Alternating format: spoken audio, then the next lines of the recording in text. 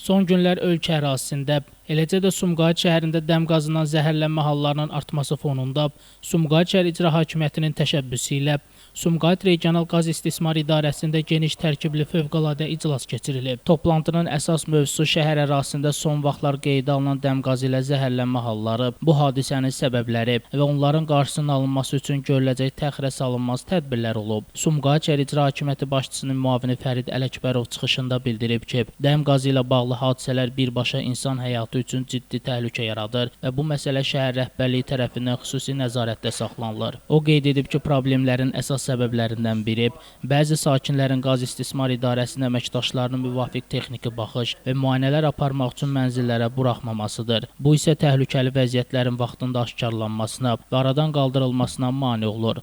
Fərid Ələkbərov vurğulayıb ki, yaranmış problemlərin aradan qaldırılması məqsədi ilə əhali arasında geniş miqyaslı təbliğat, maarifləndirmə işləri aparılacaq. Onun sözlərinə görə bundan sonra qaz istismar idarəsinin əməkdaşları, yerli icra hakimiyyəti orqanlarının nümayəndələri, bələdiyyə əməkdaşları və Fövqəladə Hallar Nazirliyinin müvafiq qurumları ilə birlikdə birgə reydlər keçirəcək. Sakinlərlə birbaşa təmas qurulacaq və təhlükəsizlik qaydalarına əməl olunmasına ciddi şəkildə nəzarətdə saxlanılacaq. Daha sonra çıxış edən Sumqayıt Regional Qaz İstismar İdarəsinin rəisi Sübhi Bayramov bildirib ki, dəm qazı ilə bağlı baş verən hadisələrin böyük əksəriyyəti məhz mənzillərdə standartlara cavab verməyən avadanlıqların istifadəsi və qaz xəttinin düzgün çəkilməməsi ilə bağlıdır. Onun sözlərinə görə aparılan yoxlamalar zamanı bəzi ünvanlarda havalandırma sistemlərinin tələblərə uyğun olmadığı, tüstü bacalarının işləmədiyi və qaz qurğularının təhlükəli vəziyyətdə olduğu aşkarlanır. Sübhi Bayramov xüsusi olaraq diqqətə çatdırıb ki, texniki baxış zamanı aşkarlanan nöqsanlar müəyyən edilmiş müddətdə aradan qaldırılmadığı təqdirdə həmin ünvanların qaz təchizatı dayandırılacaq. O bildirib ki, bu addım cəza məqsədi daşımır. Məqsəd insanların həyatını və sağlamlığını qorumaqdır. Eyni zamanda standartlara cavab verməyən havalandırma sistemlərindən və düzgün çəkilməyən qaz xəttlərindən istifadə olunan ünvanlar əvvəlcədən xəbərdarlıq edilməklə qazdan müvəqqəti olaraq ayrılacaq. İclasda çıxış edən Fövqəladə Hallar Nazirliyinin nümayəndələri dəm qazının xüsusilə qapalı məkanlarda son dərəcə təhlükəli olduğunu, onun qoxusuz və rəngsiz olması səbəbindən insan tərəfindən hiss edilmədən ağır nəticələrə, hətta ölümlə nəticələnə bildiyini vurğulayıblar. Mənzil Kommunal Təsərrüfatı İstehsalat Birliyinin və Sumqayıt Bələdiyyəsinin nümayəndələri isə yaşayış binalarında ümumi tüstü kanallarının vəziyyətinin yoxlanılacağını, problemli sahələrdə təmir